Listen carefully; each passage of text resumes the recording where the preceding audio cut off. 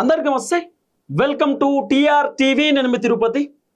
తెలంగాణ రాష్ట్ర ముఖ్యమంత్రి రేవంత్ రెడ్డి 3 రోజుల తర్వాత బండి సంజయ్ కొడుకు పైన పోక్సో కేసు అయింది కదా, ఆ కేసు గురించి స్పందించిండు. రేవంత్ రెడ్డి ఎందుకు మాట్లాడతలేడు, మాట్లాడకపోవడానికి గల కారణం ఏంది, బండి సంజయ్ కొడుకుని రేవంత్ రెడ్డి ఏమైనా కాపాడుతుండా అనేటటువంటి ఆరోపణలు కూడా రకరకాలుగా వచ్చినాయి.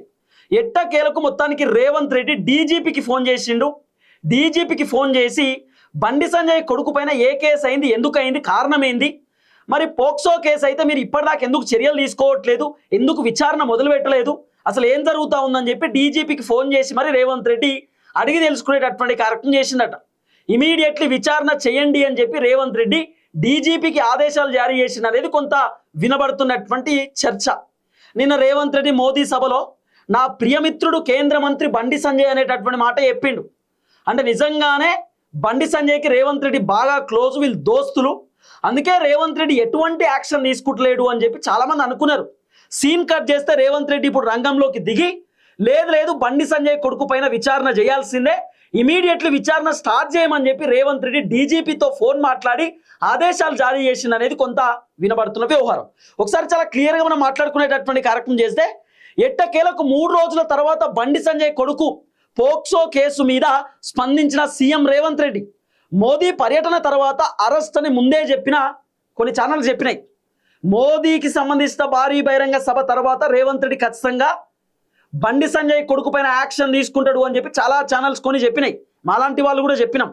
సో మొత్తానికి మోదీ మీటింగ్ అయిపోయిన తర్వాత ఈ రోజు రేవంత్ రెడ్డి డీజీపీకి ఫోన్ చేసి ఎట్టి పరిస్థితులలో బండి సంజయ్ కొడుకు పైన యాక్షన్ తీసుకోవాల్సిందే అని చెప్పి చెప్పినారట.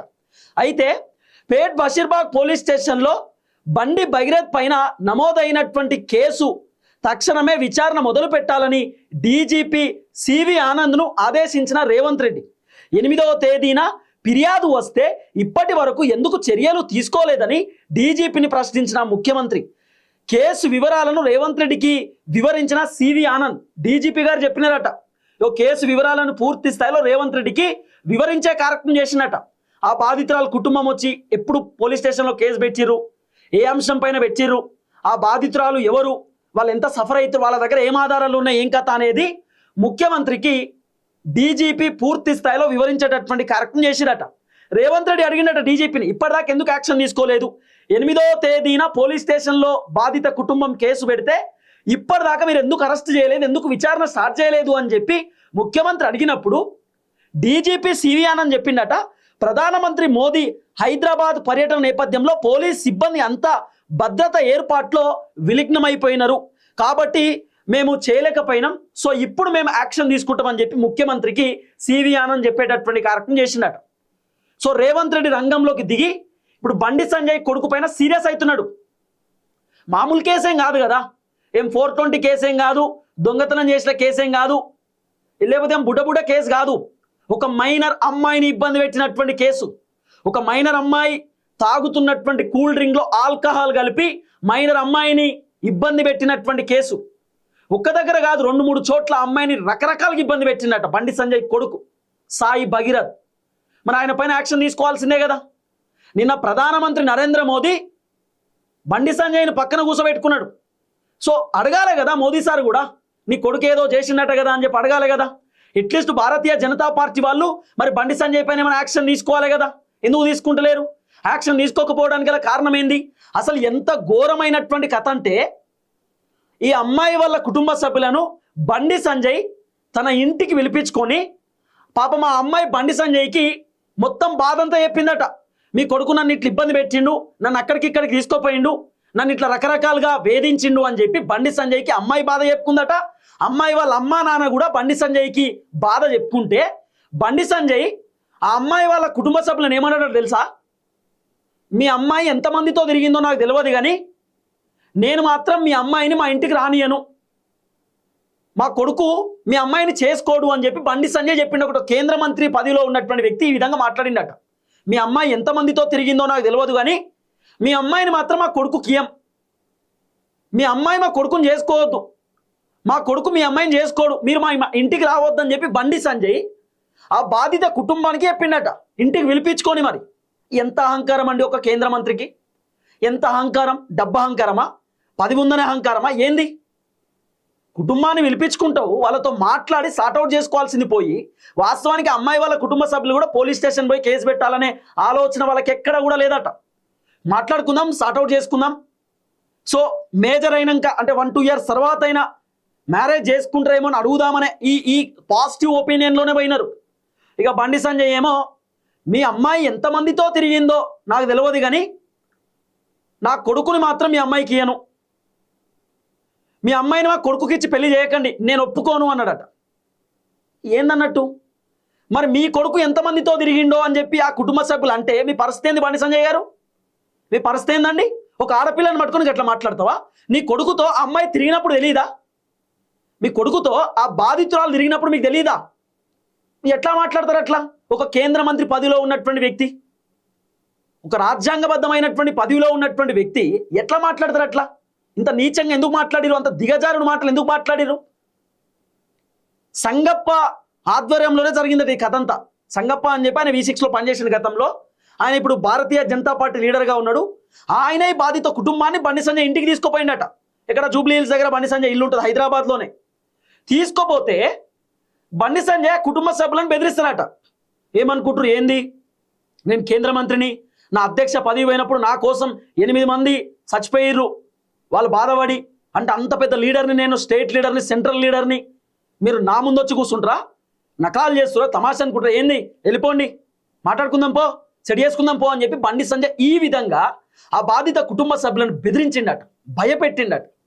ఏందండి అంత అహంకారం? ఏందండి మాకు అర్థం కాదు. ఎందుకంత? నేనేమంటున్నాను, బండి సంజయ్ కొడుకు ఏ తప్పు చేయలేదు అనుకుందాం, ప్రెస్ మీట్ పెట్టి మాట్లాడండి, ప్రెస్ మీట్ పెట్టి మాట్లాడండి, చెప్పండి నా కొడుకు ఎటువంటి తప్పు చేయలేదు, నా కొడుకు కడిగినటువంటి ముత్యం, నా కొడుకు శుద్ధపూస, నా కొడుకుకు ఆ కేసుకి ఎటువంటి సంబంధం లేదని బహిరంగంగా ప్రెస్ మీట్లో మాట్లాడండి. మీడియా వాళ్ళు అడిగేటటువంటి ప్రశ్నలకు సమాధానం చెప్పండి. సిగ్గు లేదు ఈ మెయిన్ స్ట్రీమ్ మీడియాకి, మెయిన్ స్ట్రీమ్ మీడియా ఛానళ్లకు సిగ్గు లేదు. బండి సంజయ్ కొడుకుకి ఇంకా సపోర్ట్ చేస్తున్నారు. ఒక బాధితురాలు నన్ను, బండి సంజయ్ కేంద్ర మంత్రి కొడుకు నన్ను ఇబ్బంది పెట్టిన ఒక బాధితురాలు పోలీస్ స్టేషన్లో కంప్లైంట్ ఇస్తే, ఒక బాధితురాలి తల్లి పాపం బాధపడుతుంటే మెయిన్ స్ట్రీమ్ మీడియా ఆ బాధితురాలకు అండగా ఉండే కార్యక్రమం చేస్తలేరు. ఇంకా బండి సంజయ్కు వత్తాసు పలుకుతున్నారు. బండి సంజయ్ కోసం పనిచేస్తున్నారు ఇంకా మెయిన్ స్ట్రీమ్ మీడియా. బుద్ధుండాలే కదా.